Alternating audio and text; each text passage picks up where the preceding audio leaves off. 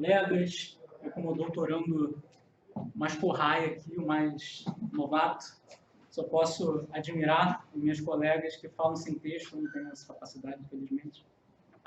E também agradecer que elas foram sucintas, porque o meu trabalho está um pouco quanto longo, muita coisa para conversar. Já tomei a bronca.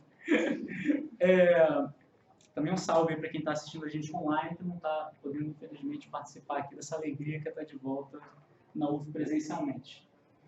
Bom, quando eu escolhi abordar o tema de hoje, não apenas trazer uma visão de como a distopia e seus efeitos aparecem no paradigma nipônico, mas como o próprio termo da distopia literária foi e tem sido reclamado pelo linguajar comum quando diz que a distopia não está mais no futuro, mas ela está no próprio presente.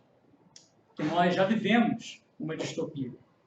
Eu fiz devido a um histórico de ressurgência desse tema, algo que pipoca nossas discussões no próprio grupo de estudo, mas que também aparece quando o novo interessado nos estudos históricos surge, sendo esse um dos seus primeiros questionamentos. Não de maneira inesperada, esse tema tem aparecido ao longo desse evento, desde a comunicação da professora Bacolini no primeiro dia até a comunicação do professor Mark de Marques no final de ontem. O que significa, afinal, dizer que nós vivemos uma distopia?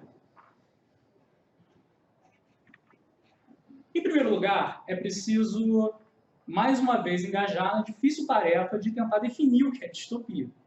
O que eu tenho certeza que deve parecer ser o mais básico para quem está de fora, mas que, de novo e de novo, nos ilude com as nossas tentativas, pelo menos por uma definição satisfatória. Ou talvez a gente seja muito exigente. O relevante para essa fala é que, por trazer o termo distopia dentro da literatura, nós estamos falando de, uma projeção de uma sociedade futura ao tempo em que a obra foi escrita. E 2, uma sociedade que, por mais controverso que isso possa ser, parece ao leitor ou ao protagonista da obra uma sociedade pior do que se vive.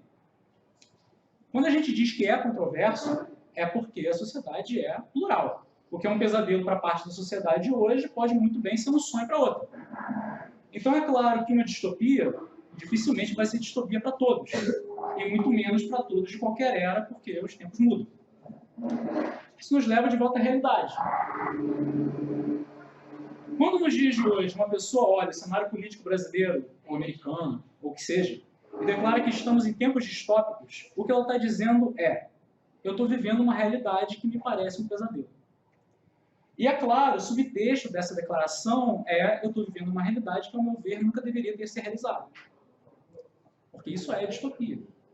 Quando alguém emite essa declaração, é num tom de indignação. Como é possível que a realidade tenha virado isso? É um pedido de ajuda. Por favor, me acorda. Quando se escreve distopia, intencionalmente ou não, como a gente vem sendo lembrado repetidas vezes, sempre que a gente traz um autor supostamente distópico, e ele tem um momento de dizer que nunca quis escrever uma distopia, e normalmente fica o André lá, de como é que eu explico, ou até mesmo se devo explicar para o autor sobre aspectos não intencionais que ele botou na obra dele. Isso acontece porque o impulso distópico não é de escrever uma história de terror. A gente não está se lançando de pesadelos apenas com intuito estético. Esses pesadelos estão ali, essas realizações de medos contemporâneos acerca do futuro em ficção, em uma sociedade outra, e por isso o futuro, esse distanciamento que é necessário para que o leitor possa rever, reanalisar, enxergar, até pela primeira vez, questões da sua própria realidade. Então é sempre crítico. E isso se alinha, que é o primeiro ponto dessa fala, com o fenômeno da palavra distopia ter caído no linguajar comum. Dizer que a realidade é uma distopia é uma declaração política. É dizer que esse Brasil nunca deveria ter sido, para quem está dizendo. Isso é importante, porque o Brasil que está distópico para muitos, arrisco dizer que é um sonho ainda para alguns. Tanto é que querem mantê-lo. Outro ponto relevante, que vai servir de ponte, ou de portal, para chegarmos em Nihon, na Terra do Sol Nascente, é que dizer que estamos numa distopia é também declarar tacitamente que existe pouca ou até nenhuma esperança de recuperação. Dá uma olhada no final das distopias literárias e vê se elas acabam bem. Em geral, eu diria que a esperança para uma distopia literária costuma estar na metanarrativa, no sentido de que o leitor, ao ler sobre aquele pesadelo, vai fazer o possível para que nunca cheguemos lá. Mas se existe uma constatação de que nós já estamos num futuro que não era para nunca chegar, o que nos resta é o passado. É o que o Bauman aponta em Retrotopia. Quando o futuro deixa de ser o espaço de imaginação, porque não mais se acredita na possibilidade de mudança, a gente vira a ordem temporal e começa a sonhar no passado. As duas capacidades que diferenciam o humano de um animal, que são a imaginação e a memória. Imaginação a gente chama de futuro. E memória nós chamamos de passado. Quando você chega no momento que não dá mais para imaginar o futuro, você começa a imaginar o passado. Criar uma ilusão, uma fantasia, que no Ocidente a gente tem visto de muitas maneiras. Uma ideia de retorno a algo que nunca existiu. Porque o futuro, de maneira bizarra, se tornou um lugar de suposta memória, algo que não daria para alterar. Se a gente consegue alterar o futuro, eu arriscaria até dizer que o presente não pode ser distópico, porque ele vai ser apenas mais um ciclo que nós temos que vencer, para não chegar no distopia. Mas essa desesperança atinge também o Oriente. O Japão, mesmo para quem não está familiarizado, guarda essa reputação de ser um país extremamente organizado, limpo, de pessoas que sabem trabalhar, de espírito de coletividade. E, em verdade, existe mesmo uma diferenciação filosófica que rege as bases entre Oriente e Ocidente. A nossa escola de pensamento do Oriente é grega e vem, ao longo das suas evoluções, fazendo um elogio da individualidade. Mas quando a gente pega Sun Tzu, Confúcio, Lao Tse, existe um elogio de coletividade. E isso traz ao imaginário japonês uma visão da realidade que é distinta da nossa. Enquanto no Ocidente é esperado que o indivíduo se destaque e traga mudança, ou em caso do pesadelo, que ele seja o único culpado pela sua própria infelicidade, no Oriente é esperado que o indivíduo se apague e siga uma ordem natural do universo, uma atmosfera, uma noção de serviço coletivo. Em exemplos práticos, o Japão ainda tem marcado nas últimas décadas índices de suicídio, de morte por trabalho exaustivo, e mesmo quando supostamente não se chega a uma tragédia, você tem expectativas de trabalho em que não é esperado que você cobre por hora extra, ou que você tenha folgas, ou que você tire férias, ou que você recuse ter que sair para encher a cara com a empresa. Um estupor obrigatório, do ponto de vista social, que podemos inferir que surgiu como forma velada de se lidar com condições de trabalho que nos parecem absurdas. É claro que ele também tem as suas próprias distopias, no sentido mais clássico da palavra. Algumas de renome internacional. Neon Genesis Evangelion, o Evangelho de Novo Começo, é o mais famoso disparado, que mostra uma realidade 15 anos depois de uma catástrofe global conhecida como Segundo Impacto, em que os residentes de Tóquio 3, governados por uma força paramilitar, lutam através de robôs gigantes contra ameaças de criaturas conhecidas como anjos. Essa definição, para quem conhece, mesmo que isso é apenas um pouco da história japonesa, é rica em metáforas. Um Japão que foi fechado e luta contra supostos anjos, sobrevivente de uma catástrofe que atingiu a sua terra. Mais importante, o que classifica essa história como distópica é o centro da trama, que trabalha, através de todos os personagens, a questão de abertura ou fechamento de uma nação e do indivíduo. Psycho Pass, o passe psicológico, mostra uma cidade japonesa no futuro governada pelo sistema Sibyl, o oráculo, que é uma inteligência artificial capaz de identificar leituras biométricas dos seus cidadãos e ordenar sua captura antes que seu coeficiente se torne criminoso, assim eliminando supostamente todo e qualquer crime. A6 mostra a República de São Agnólia, uma nação de superioridade étnica de pessoas de cabelo cinza, que reduziu os japoneses a números, com esse nome de 86. Fadados a lutarem em suas guerras e sequer serem reconhecidos como humanos. Eles são tratados como se fossem máquinas, literalmente, e seus cidadãos sequer têm conhecimento que os robôs destruídos na guerra estavam sendo operados por humanos japoneses. Eu poderia continuar essa lista. Tem Shingeki no Kyojin, o ataque dos titãs, de humanos que vivem numa cidade murada contra a ameaça de colossos que querem devorá-los, ou Éden, ou Ghost in the Shell, ou Code Geass, ou tantas obras que, mesmo quando não são exatamente distópicas, carregam um grande contexto distópico, que é mais do que claro em sua conexão com medos contemporâneos acerca do futuro. Mas hoje me interessa abordar não as distopias bem estruturadas do Japão, como eu já tive o prazer de fazer com o Psycho Pass na edição desse mesmo evento no ano passado, mas trazer um possível efeito do reconhecimento de uma distopia presente para o imaginário japonês. Como elencamos, existe uma mudança de paradigma quando não se acredita mais que o futuro pode ser mudado. Você começa a sonhar com o passado. Com um passado que nunca existiu. Com uma fantasia. E eu tenho certeza, pela lista de obras que eu apresentei aqui, e mesmo que eu não tivesse, apenas pelo que sai do Japão de histórias animadas a cada 3 meses, os animes, que esse é um país com profunda relação com a fantasia. E dentro dessa fantasia existe um gênero que veio a ser conhecido como Isekai. Sekai é a palavra japonesa para mundo. E a adição desse prefixo i a torna o não este mundo, ou seja, outro mundo. Essa categoria engloba histórias em que o protagonista vai parar através de um portal, uma invocação, uma reencarnação, em um mundo que não é o seu. Vários que eu tenho certeza que todos aqui já ouviram falar são isekais. Talvez o mais conhecido para a minha geração foi Digimon, que 9 crianças são sugadas para o mundo eletrônico. A cada 3 meses, e há alguns anos, temos uma chuva de novos isekais. Apenas como demonstração, na temporada atual nós temos 5. Invocador Negro, Arém no Labirinto de Outro Mundo, ganhei um personagem de segunda mão e me tornei o sábio mais forte de todos, Tio de Outro Mundo, Overlord. A maioria desses títulos segue uma fantasia de poder adolescente, em que um protagonista que não está satisfeito com a sua vida tem uma segunda chance e normalmente numa jornada de pleno escapismo que é superpoderoso. Recebe a aprovação de seus pares e uma legião de mulheres que se apaixonam por ele. Mais uma vez, é uma fantasia de poder adolescente. No entanto, Isekai não pode ser reduzido a isso, e nem dizer que a função de uma fantasia é meramente escapista.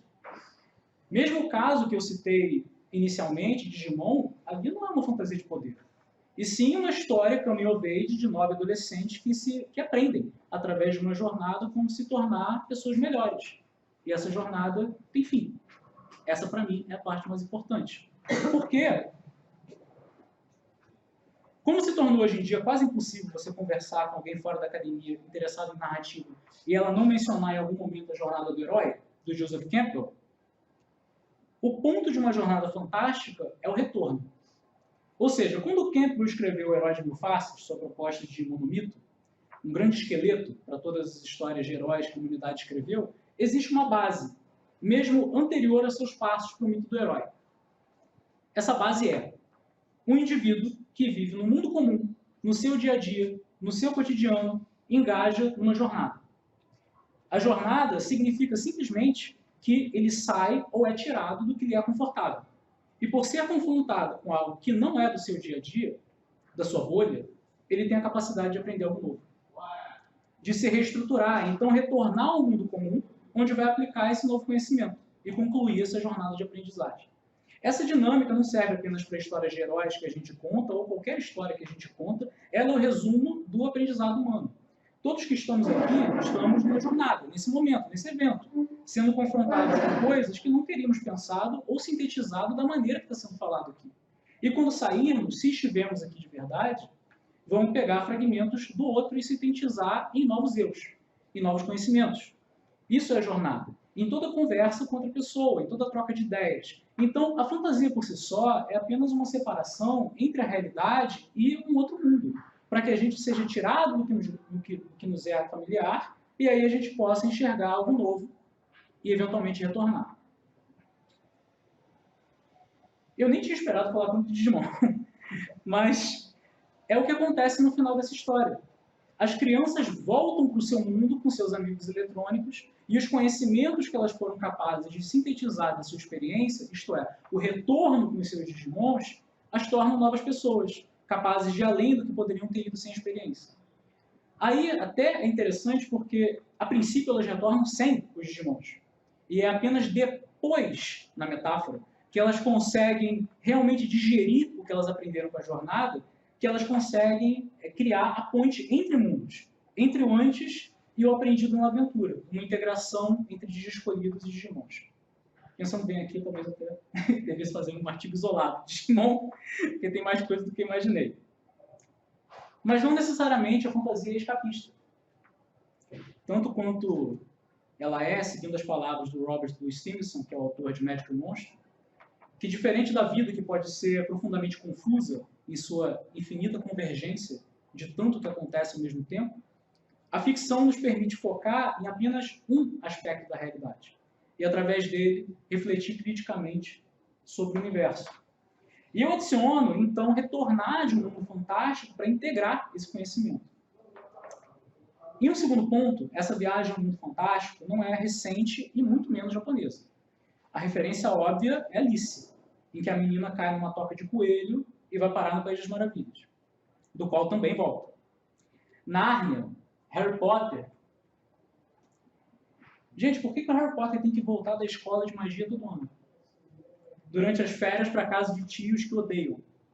Porque ele tem que voltar no sentido da metáfora. Porque, por mais que a gente critique a lógica interna da história de submeter o garoto à violência doméstica em cada férias, isso atende, com certeza, a um senso inconsciente do que é esperado de uma jornada fantástica. A jornada tem que acabar. O protagonista tem que voltar. E o que foi aprendido tem que ser sintetizado e confrontado com a realidade. Então, já se aproximando do final da nossa fala, esses dois aspectos de um Isekai, que não tem que ser necessariamente escapista, e que o retorno do mundo fantástico parece atender uma noção necessária para a lógica de aprendizado humano, são justamente o que não acontece no foco dessa fala. Porque, por repetidas vezes, o catalisador que leva o protagonista ao mundo de fantasia é uma noção de impossibilidade e de esperança, acerca do presente distópico caracterizado no mundo real das obras. Vamos começar de um exemplo fácil, que meu ponto já está até no título. A rapsódia de uma marcha mortal para um mundo paralelo. A cara do André já denuncia a bizarrice do...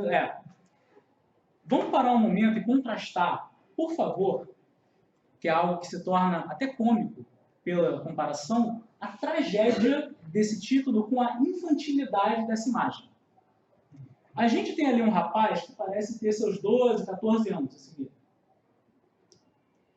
acompanhado de 8 meninas, também jovens, que, salvo pela bizarrice implícita de isso ser um área pré-adolescente, se fosse só pela imagem fora de contexto, a gente poderia até imaginar que se trata de um desenho infantil. No entanto, nós temos o título que denuncia uma rapsódia, ou seja, uma aglutinação de, nesse caso, clichês da própria fantasia japonesa, que é a viagem a esse mundo fantástico idílico, por vezes com magia, e recentemente com um sistema de levels ao tom de um RPG de videogame, e certamente meninas gato, meninas cachorro. A ideia de um harém com apenas um homem, que ainda se torna mais inapropriado pela idade assumida dessas personagens. E é uma rapsódia de uma marcha mortal. É uma marcha mortal, uma referência a Death March, que é usada em japonês, que é, como é chamada, a hora extra não remunerada recorrente, que se estende por semanas na finalização de projetos de grandes empresas, na qual o protagonista, antes de reencarnar, morre, e só então acorda nessa fantasia de poder. Então, por favor, vamos parar um momento para avaliar a loucura do que eu acabei de dizer. Nós temos um desenho que é majoritariamente feito para um público na faixa de 15 a 20 anos, que infantiliza todos os seus personagens, ao mesmo tempo que implicitamente ainda conversa com desejos mais velhos, e que começa com a morte do protagonista devido a condições de trabalho. Mais uma vez, isso é um desenho, e eu estou dando o exemplo só, o mais óbvio, que a gente consegue analisar só pelo título. Mas ele é voltado para um público ingressante no mercado de trabalho, em que o mercado de trabalho não é visto como difícil, ele é visto como mortal. Isso é o pesadelo da própria realidade.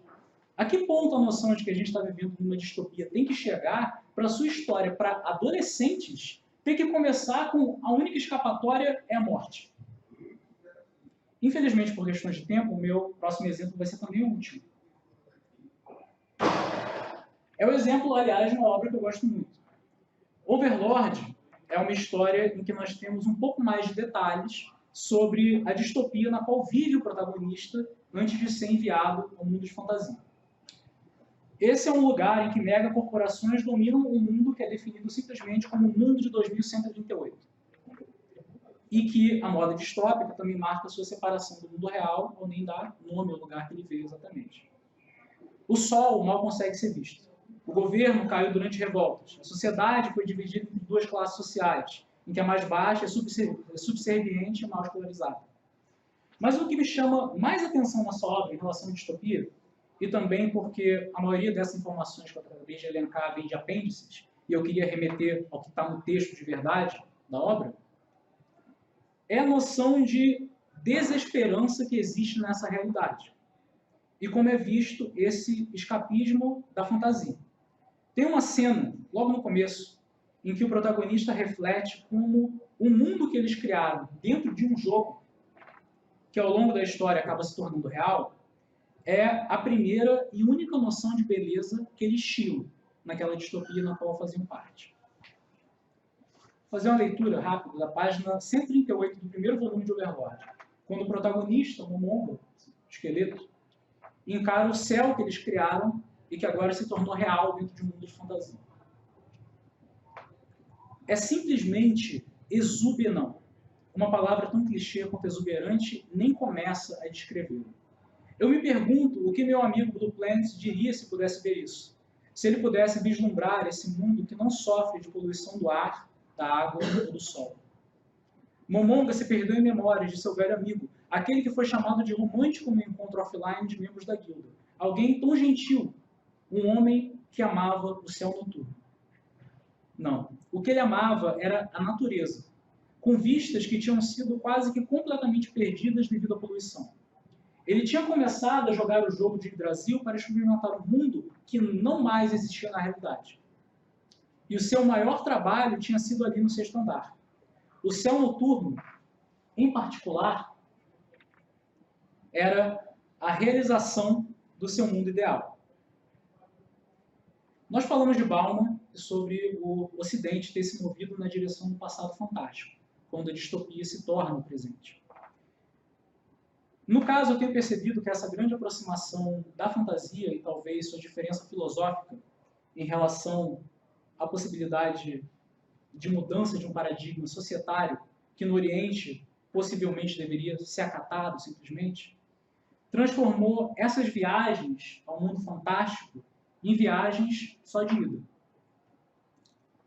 A esperança de mudança da realidade ou de reintegração de um conhecimento aprendido durante a aventura não existe quando não se acredita que existe uma realidade para ser retornada. Dessa maneira, uma parcela dos isekais, principalmente esses que assumidamente declaram ter saído de uma distopia ou de uma percepção da realidade como distópica, que não tem força para se mudar, serve como esse passado fantasiado. Mas que no caso deles, no caso do Japão, é um outro mundo fantasiado. Talvez até um próximo passo do não tem jeito mesmo. E o que nos resta é agora sonhar de algum outro lugar, para o que parece que vamos inevitavelmente perder na realidade. Obrigado. E agora a gente também tem uma coisa que depois, eu acho, da popularização do Isekai foi também ganhando força, apesar de já ter algumas versões anteriores, que é o Isekai reverso. Eu queria que você refletisse um pouco, não sei se vou te pegar de surpresa, mas sobre que mensagem, se a gente pensa a realidade como uma distopia, o Isekai reverso seria então o contrário, né? Em vez de você ter uma pessoa do mundo real que morre e vai para o mundo de fantasia, você tem uma pessoa do mundo de fantasia que acaba escorregando para o mundo real, e aí a sociedade toda acaba sendo vista pelo olhar dele, etc. Se você teria como pensar comigo aí que tipo de mensagem viria com a popularização desse Isekai reverso, como também qualquer luxo. Uma das maiores barreiras, sempre que a gente fala de Isekai, animes de uma maneira geral, é que, apesar de terem obras que são feitas propositalmente para o público adulto, a maioria delas é feita para a juventude. E é feita para a juventude de maneira mercadológica. Então é muito difícil, mesmo quando...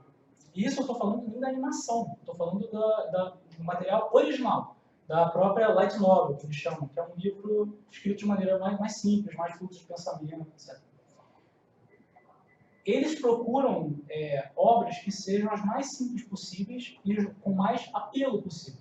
Então é muito difícil, mesmo que você seja um autor que queira escrever algo com uma reflexão, é difícil isso cruzar a barreira. Então é complexo. Você perguntou de Isekai reverso. Sim, a gente tem muitos casos. De Isekai a gente tem tudo. Impossível você pegar ele de surpresa. A gente tem o Isekai, que é no Isekai no outro mundo com o meu smartphone. Até apareceu ali em que o rapaz vai para outro mundo e aí a deusa oferece para ele, olha, você pode pedir uma coisa para ele com você. Ele fala, meu celular, contanto que ele tem acesso à internet. E aí ele vai para outro mundo, mas ele pode acessar a internet do nosso ainda. E lá ele se torna uma figura deificada, ele tem que reconhecer a pedido. Sobre o Isekai reverso. A gente tem nessa temporada, está passando agora a segunda temporada de um anime chamado Isekai Hataraku Isekai Mao. A gente apelidou de o Isekai do McDonald's.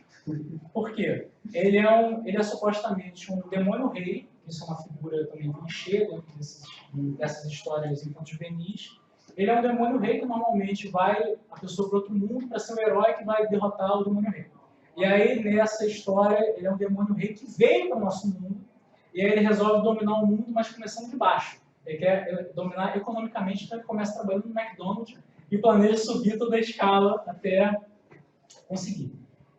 Então, assim,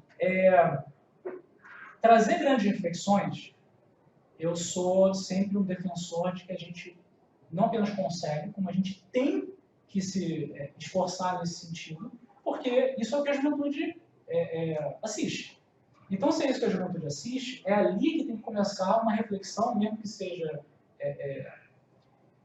muito inicial, de eles olharem para a história e pensarem o que a história significa e, no futuro, irem consumindo, além dessas histórias, outras histórias com um pouco mais de complexidade. Mas eu vejo que é muito complicado nesse caso, porque a ideia do Isekai reverso é fantástica. A gente traria uma espécie de Tolstói quando ele escreve Costomé. Ele coloca um mini conto em que é a história de um cavalo, Costomé. O Tolstói coloca a gente vendo uma fazenda pelos olhos desse cavalo. Então, quer dizer, está causando um estranhamento de tudo que a gente vê como normal, mas por ser pelos olhos do cavalo, a gente vê de uma maneira nova, mais uma vez. Inclusive, o exemplo do Chico Lopes, né? Sim, exatamente. O Chico Lopes que ele aborda exatamente o Costomé, para explicar o estranhamento. Então, assim, tem esse potencial. Mas quando a gente vê esse anime que eu mencionei, do Hataraku Mao, ele não tem isso. Né? Se torna uma bobeira. Você até pode forçar para pegar aquilo ali, se fosse, por exemplo, uma sala de aula, fosse falar com alunos adolescentes, né? Você traz isso, que eles assistem, e aí você cria uma discussão daí, que aí eu acho que pode ser muito interessante. Mas, infelizmente, é o que normalmente acontece. A gente tem que tirar as discussões do anime e não que elas já estavam ali. Esse é o caso do Isekai reverso. E isso me leva à minha segunda pergunta, e aí eu queria falar para vocês. Uma hora, né? Que é o Bauman, lá no Retrotopia, em diálogo também com a Svetlana Boym no The Future of Nostalgia, eles olham para essa sedução do passado com muita precaução, né? Vendo os perigos que vêm desses discursos de idealização desse passado, de tentativa de um retorno que o passado não existe, é nostálgico, etc. Como você vê essa precaução e esses perigos que o Bauman fala na Retrotopia em relação a esses penseiros que você fala, Eu acho que no caso dos Isekais, é pior a situação. Porque quando o Bauman ele coloca sobre a utopia e a precaução, é o que eu abordei na minha própria fala. No sentido de que o que diferencia nós, seres humanos, dos outros animais, são as nossas duas capacidades de memória e imaginação. Memória a gente chama de passado, imaginação a gente chama de futuro. Quando você começa a ter uma confusão de você imaginar o passado, É lógico que a memória não é perfeita, não estou dizendo que o passado é exatamente o patológico, não é isso. Mas o que eu estou dizendo é, quando você propositalmente começa a criar uma fantasia de um passado, isso é muito problemático. Em primeiro lugar, que o Bauman já tinha colocado, e eu reafirmo, se você está imaginando o passado, algo de errado aconteceu com o futuro. Do contrário, você estaria sonhando com o futuro, não teria necessidade de sonhar com o passado. Então, o que isso significou? Tirando de contexto, mas que a frase é muito boa, será que a história terminou? Né, que vem da teoria econômica. Então, eu acho muito perigoso essa questão da desesperança. Agora, trazendo para o Isekai, não falo demais. A questão do Isekai eu acho pior porque você não está nem sonhando com o passado. Você não tem, é como se assim, você não tivesse nem esse instrumento mais. Eu não sei se é uma questão individual, que eu diria, uma incapacidade individual de se sonhar com o passado, ou uma noção de que o presente não está nem errado. Que eu acho que é pior, eu acho que talvez seja mais nesse caminho. Enquanto no Ocidente nós temos uma noção de o presente está errado, mas nós não temos força para mudá-lo, por isso sonhamos com o passado, que pode ser uma das noções de sonhar com o passado, eu acho que no Oriente muitas vezes o presente é terrível, no entanto está certo. E é por isso que não se sonha com o passado.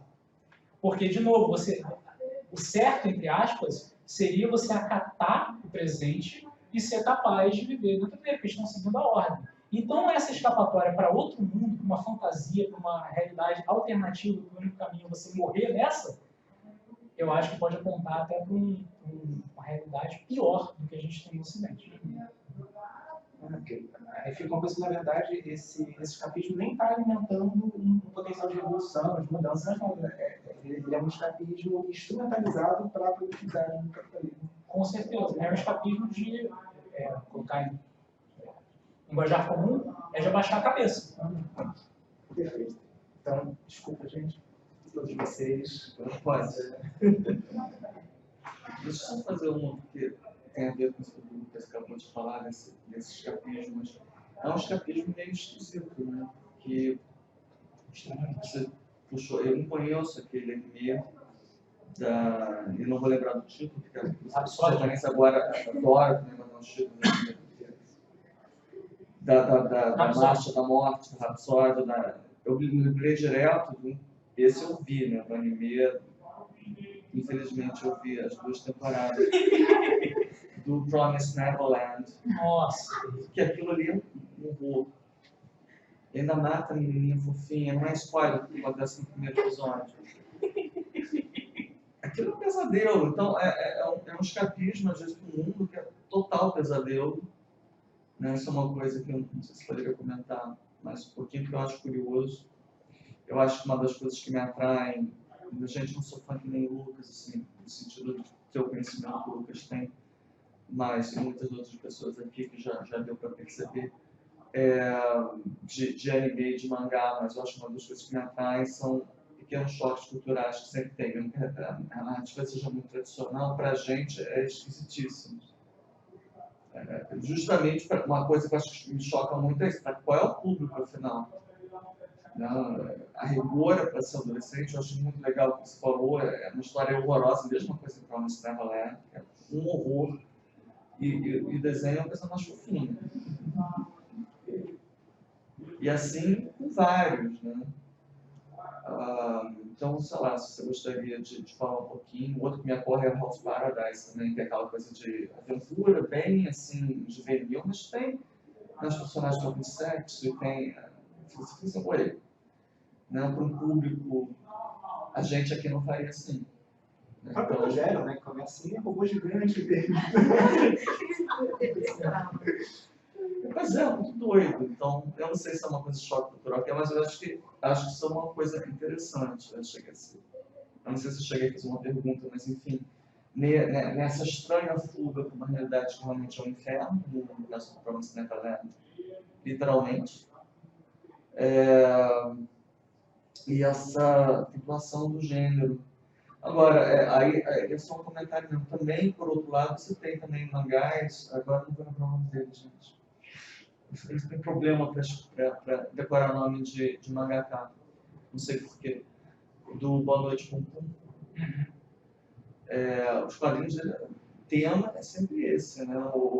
Jovens completamente sem perspectiva, flutuando, incapazes de tomar uma decisão, e que me parece pegar muito também conversar sim com a realidade do Japão. Então, eu acho que em alguns aqui tem de tudo, né? É um mundo vastíssimo, mas eu acho que você consegue achar também, inclusive, mangás muito populares que sim falam do Japão que está estagnado economicamente, do Japão que é muito rígido, do Japão que não consegue mais absorver esses jovens, que de repente acho que nem vale a pena mais estudar, do Japão que é estudante, no último outro, um título gigantesco, que é o bizarro, que é o Demons, já esqueci alguma coisa. É isso. E as meninas que estão na hora de fazer vestibular e...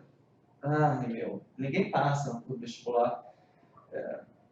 Então também, eu acho que também tem isso. E é interessante também tem a ficção científica, descobridor em cima de Tóquio, só que não está dando uma diferença, porque a mediocridade é tanta que dos próprios invasores, inclusive. Enfim, só não sei se você esqueceu. Eu Certo. entendi a pergunta por isso. O problema de eu dissertar sobre, a gente vai ficar aqui até na noite. Não, a gente não vai dissertar, viu? Assim, ó, breve. Para quem está ouvindo a gravação, todo mundo é orientando o meu aqui. Brevemente, já puxando para os colegas aqui também, estou falando mais brevemente, eu acho que assim, o Japão, ele tem uma... Além do que o André elencou, porque realmente a gente fala de anime, parece que a gente está falando, sei lá, um negócio específico. Né? Para quem está desacostumado, parece que a gente tem uma galeria aí de 20 a 30 obras que a gente vai conversar aqui. Não é isso. É 20 a 30 obras a cada 3 meses, que viram animação. A gente não está falando nem dos mangás. Então, eu acho que, além disso, tem uma questão muito importante da gente fazer uma brincadeira aí com o Isekai. O Japão é, entre aspas, um Isekai para nós. Aqui é outra realidade, uma outra sociedade, e a gente não pode cair cair na tentação de avaliar como se não fosse. É necessário uma visão antropológica e sociológica para a gente fazer uma análise séria do Japão. Por quê? Todas essas bizarrices, é muito fácil a gente simplesmente denunciar as fetichizações malucas, é muito fácil a gente fazer isso. Eu acho que, inclusive, em certo ponto, a gente tem que fazer. Mas tem um contexto por trás dali. Por exemplo, eu estava falando sobre o rapaz querendo voltar para o Japão, que ele não se sente no primeiro livro, esqueci o nome. Eu me lembrei muito do contexto sociopolítico japonês hoje em dia, das pessoas que são filhas de japoneses, mas que são mestiços e que vivem no Japão e que o Japão não aceita como japonês. Eles são vistos como gaijin, que são estrangeiros, ou, quando muito, são vistos como linhagem japonesa, mas não japoneses. Eles têm o próprio território de Okinawa, que é Japão, mas eles não falam que é Japão, eles falam, não, pessoal de Okinawa. Então, temos muitas questões. Tem uma série. Para a gente falar só uma delas, eu vou poder passar, que eu acho que é a mais bizarra de todas. O André colocou aí a questão do horror. Eu acho que alguns pontos, ela até, entre aspas, funciona, como Made in Abyss, que é um anime inspirado por Lovecraft, que você tem meninas fofinhas que entram num abismo Lovecraftiano e sofrem lá dentro. Mas isso é feito de propósito para ser o horror Lovecraftiano, para gerar um choque. E é por isso que tem infantilização dos personagens. Em outros casos não é isso. Simplesmente parece que é porque o povo vendeu, porque o mercado é. Agora, eu acho que uma das questões se a gente tem que elencar só uma, questão da sexualidade japonesa e dessa dificuldade masculina japonesa de se relacionar com o sexo oposto. A gente tem na maioria desses animes juvenis quando não explícito, implícito harém masculino. Uma série de garotos, hoje em dia está melhorando muito entre aspas, porque está ficando mais subdividido. Então você tem um anime que eles chamam de eti, que é o de erotização feminina que serve a esse propósito. E aí nos outros eles tentam se afastar um pouco. Está melhorando, mas muito difícil. Agora, a questão que eu queria levantar é por que é assim? Por que o jovem japonês masculino ele tem essa dificuldade ou falta de interesse de se relacionar com o sexo oposto? Por que a gente tem dentro do Japão o expoente que está vindo para o mundo de VTubers, por exemplo? De criações holográficas de meninas que nem aparecem no computador, que a live delas é uma criação virtual, e que as pessoas se relacionam com essas meninas todo dia como se fossem suas amigas e, potencialmente, dentro da loucura, supostas namoradas. Por que eu digo isso? Porque é extremamente mal visto que elas tenham algum tipo de relacionamento de verdade com outra pessoa, apesar de serem criações. Na verdade, quem está interpretando elas são atrizes, mas mesmo assim essa loucura. Mesma coisa acontece com as idols. E isso está vindo, por isso que eu acho muito importante, e a gente ter cuidado na hora de julgar o Japão, simplesmente julgar, porque isso está tomando também o Ocidente. E está tomando o Brasil. Quantidade de pessoas no Brasil, hoje em dia, a gente pode não conhecer, como faz parte do nosso convívio imediato, mas a quantidade de pessoas que engaja constantemente com VTubers e VTubers do Ocidente e com idol, gente, o fenômeno está chegando aqui de uma maneira assustadora. Então, assim, não é só uma questão japonesa. E eu acho, talvez interessante, mereceria até um estudo, porque pode ser uma questão da nossa época, que é lógico, capitaneado pelo Japão por uma questão histórica, mas que de alguma forma está se relacionando com a vivência do mundo ocidental também. Então, assim, até que ponto isso é apenas japonês? Com certeza lá é o que é mais crítico, mas de que maneira também isso é um diagnóstico dos nossos tempos, que a nossa juventude não está conseguindo mais se enxergar de maneira com perspectiva de futuro ou com perspectiva de que relacionamento vale a pena. Estamos vivendo na época... Eu ia falar que a gente vive na época do web namoro. Né? Gente, o que é isso? Então... E você tinha mais uma curiosidade do que uma pergunta. Porque você falou que algumas dessas obras têm um retorno. Você também comentou no começo, tipo, normalmente a distopia literária não tem um final muito otimista. Mas nessas obras que têm um retorno, você sente que tem alguma mudança ou é um retorno para o mais do mesmo, um retorno também desesperançoso? E a curiosidade parte 2, com essa discussão que o André e o Pedro começaram, tem esse tipo de obras que a pessoa que vai para o mundo é uma daquelas pessoas que não convive em sociedade? Podia ter esse problema também, né? Pessoas que estão completamente isoladas. Quase que exclusivamente são as pessoas que não convivem em sociedade. É porque, veja, assim, eu tenho uma pergunta para você também, depois só para não esquecer. Mas, desculpa, primeiro. Se eles voltam, como é que é? Tá. Bom, a primeira é mais fácil, eu acho. Eu acho que quando eles voltam, eu acho que nem se classifica muito como uma saída da distopia. Porque eu acho que, em sentido formal, o que significa eles poderem retornar ao mundo é que esse mundo tem futuro. E, na verdade, o que aconteceu foi muito menos um escapismo e muito mais uma aventura. No sentido clássico de que ele saiu de um mundo comum, foi para lá, aprendeu alguma coisa e retornou. E aí se torna... Tem vezes que, é engraçado, tem um caso específico, vou dar spoiler de todas as obras. Tem um caso específico que eu gosto, chama-se Gate, que é maravilhoso com um título pequeno. Você abre um portal no meio de Tóquio e é um portal para outro mundo. E aí pessoas de outro mundo vêm, um mundo medieval, muito pouco fantástico, muito mais medieval do que fantástico. E aí você tem essa troca entre as pessoas do Japão e o pessoal de lá. Então, nesse caso, não é nem só uma pessoa que vai, é uma sociedade inteira, esse choque entre sociedades. E, no fim das contas, tem que haver uma escolha. Se o protagonista que a gente acompanha, ele vai ficar naquele mundo ou ele vai voltar para o mundo dele, porque esse portão eventualmente vai se fechar. E aí, com todas as companheiras que ele fez, enfim, todas as coisas que ele viveu, não está mais em jogo se ele vai voltar ou não, se é um escapismo ou não. Porque houve uma troca entre esses mundos. Foi muito mais uma questão de contato antropológico ali. Então, eu acho que muitas obras, a gente nem precisa chegar nesse ponto se foi um escapismo ou não, porque ela mostra que não, claramente não foi. Ali, o que aconteceu foi uma aventura, e nesse caso, por isso que eu trouxe, é muito interessante, porque você tem pessoas daquele mundo que voltam para o nosso, você tem pessoas do nosso que decidem está lá. E você vê, que no fim das contas é a mensagem da obra, a meu ver, que várias culturas são válidas e que às vezes o seu lugar no mundo pode estar em outro lugar do mundo, mas um mundo que existe. Né? Então eu acho que com certeza tem de tudo. E a segunda pergunta é...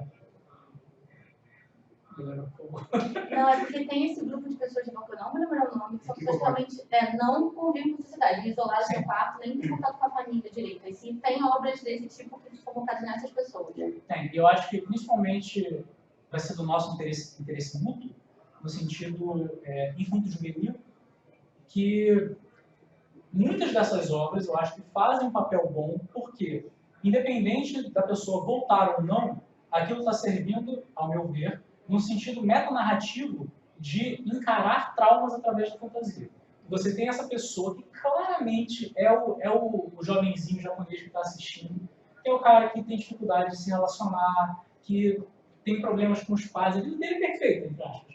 Porque os pais estão lá para ele, a família é bem estruturada, mas ele não consegue, porque tem essa desilusão, é o que o André colocou, essa flutuação da juventude. E aí, através da fantasia, a gente não viu o final dessas obras, a gente não sabe se volta ou não, mas eu já não consigo classificar como escapismo, meramente. Porque eu mesmo, eu sou mais um adolescente há algum tempo, mas eu mesmo assistindo, eu começo a chorar vendo. Porque o que está sendo trabalhado naquela fantasia é muito parecido com o que o Chaclaus coloca de estranhamento.